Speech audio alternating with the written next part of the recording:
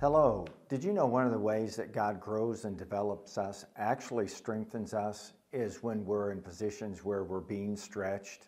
I know that doesn't sound very fun, does it? It almost sounds painful. But you know, there is a purpose for pain, and pain communicates something to us. And if we're listening, we can learn and grow through the process of being stretched. And nothing stretches us like having to be patient or to exercise patience.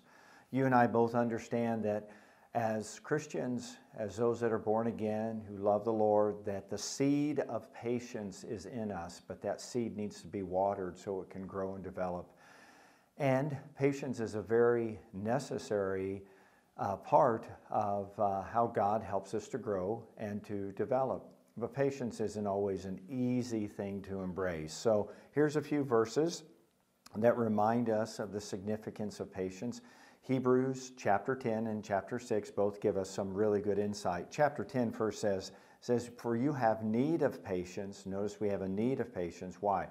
That after we have done the will of God, we may inherit the promise. Now, in Hebrews chapter 6, it says, "Be imitators of those who through faith and patience inherit the promises." So we see that we have a need. The need is of patience because we've done the will of God, but we still haven't really seen the fruit of the promise. But patience is so important, and it will stretch us, create a greater capacity for us to be more Christ-like. And you know, when you're being stretched and I'm being stretched, it's part of God's plan. It's part of His purpose. Have you ever prayed this prayer? "Oh God, use me. Oh God, I just want to be a vessel for your glory and honor." Well, you might as well say, "God, just put me on the stretching rack." That's what's going to happen. Because in order to represent Him, we have to become more like Him.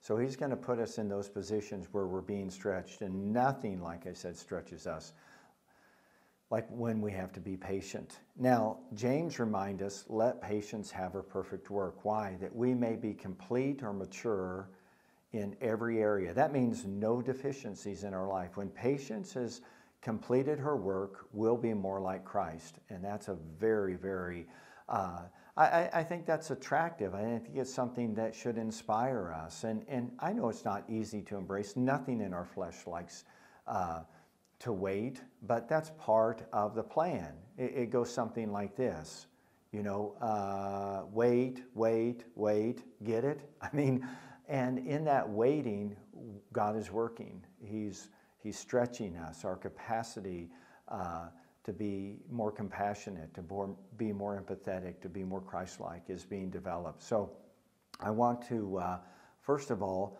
wish you and yours a very blessed and happy Thanksgiving, and remind you that in the heart of the holidays and that we're in right now, there's nothing that stretches us like three things, and I'll keep talking about this next week. People, life would be easy if it wasn't for people. What about problems? If I didn't have any problems, right, well, you wouldn't probably be stretched, and that wouldn't be good for you. What about waiting on the promises? We'll continue there next week, but in the meantime, embrace patience. Let patience have her perfect work. You'll be glad that you did. You'll be stretched, you'll be stronger, and God will be glorified. Have a great week.